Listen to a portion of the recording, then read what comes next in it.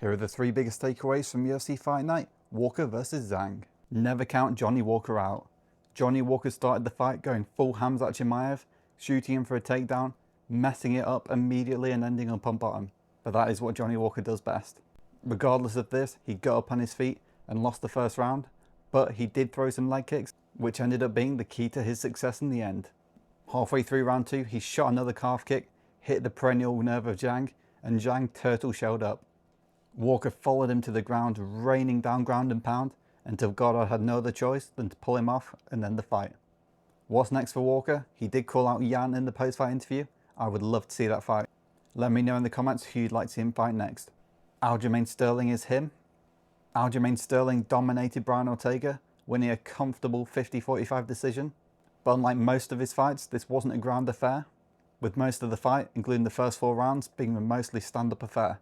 Brian Ortega had nothing for Sterling on the feet, and when it came to the 5th, Sterling went back to his bread and butter on the ground, and there was nothing Ortega could do. I think we all agree after the last few fights, Ortega's a 155er now. He is not making 145 again. As for Sterling, he's called for a title shot, but I don't think he deserves it. I think Lerone Murphy's going to get the nod.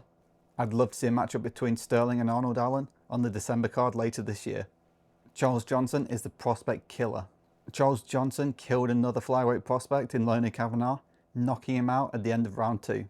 Up until that point, Loney Kavanagh looked impeccable, piecing him up on the feet and slamming him a few times in round 2. Unfortunately, Loney started to slow down in round 2, left his hands low, and Charles Johnson picked the perfect opportunity, landed the hook and dropped him. Johnson also finished Joshua Van last year, and now we're looking at Van fighting Pantoja for the title. So this is definitely not the end of Loney Kavanagh.